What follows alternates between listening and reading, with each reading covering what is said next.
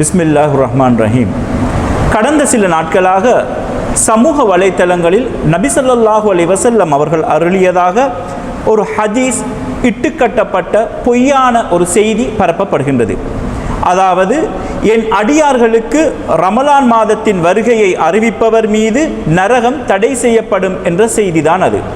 இன்னும் 100 நாட்களில் ரமலான் வரப்போகின்றது, ரமலான் மாதத்திற்கு இன்னும் 75 நாட்கள் தான் இருக்கின்றது என்று சொல்லி நாட்களை எண்ணி எண்ணி இந்த செய்திகள் ஸ்டேட்டஸ்களிலும் சமூக வலைத்தளங்களில் பரப்பப்படுகின்றது.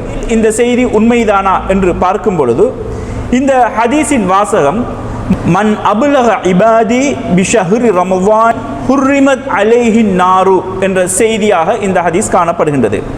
உண்மையில் இந்த ஹதீஸின் தரத்தை பற்றி இமாம் சுயீத் ரஹ்மத்துல்லாஹி அவர்கள் தத்ரீபுர் ராவி எனும் நூலில் பின்வருமாறு கூறுகின்றார்கள்.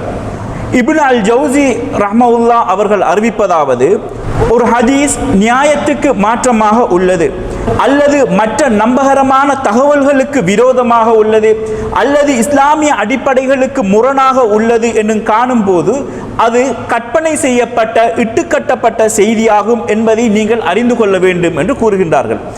மேலும் இஸ்லாமிய அடிப்படைகளுக்கு முரணாக இருப்பது என்பது என்னவென்றால், அந்த ஹதீஸ் பரந்த அளவில் நம்பப்படும் எந்த ஒரு ஹதீஸ் நூல்களிலும் அது காணப்படாது, மேலும் பிரபல்யமான எந்த ஒரு ஹதீஸ் நூல்களிலும் அது காணப்படாது என்பதுதான் இந்த ஹதீஸ் இட்டுக்கட்டப்பட்ட செய்தி அல்லது மிகவும் நம்பகரமற்ற ஒரு செய்தி என்பதை அறிந்து கொள்ள முடியும் என்பது மேற்கூறிய இமாமின் கருத்தாகும்.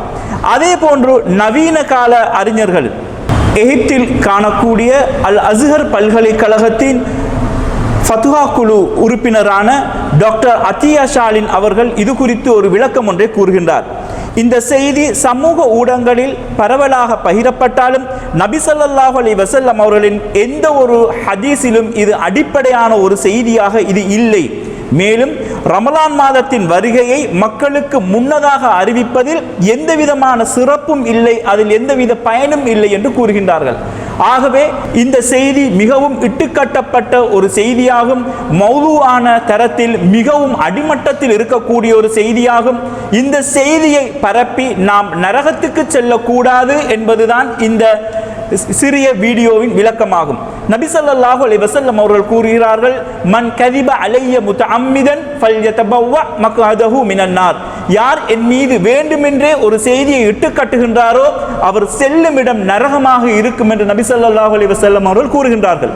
ஆக இந்த ஹதீஸுக்கு இணங்க இட்டுக்கட்டப்பட்ட பொய்யான ஒரு செய்தியை நாம் பரப்பி நன்மை என்று கருதி செய்யக்கூடிய இந்த விடயம் நரகத்துக்கு இட்டு செல்லக்கூடிய மிகவும் அதலபாதாளமான ஒரு விடயமாகும் என்பதை அறிந்து இந்த விடயத்திலிருந்து, இந்த செய்தியை பரப்புவதிலிருந்து தவிர்ந்து கொண்டு ஈருலகிலும் வெற்றி பெறுவோமாக என கூறி விடைபெறுகிறேன். வாஹிர் தவானா வல்ஹம்துலில்லாஹி ரப்பில் ஆலமீன்.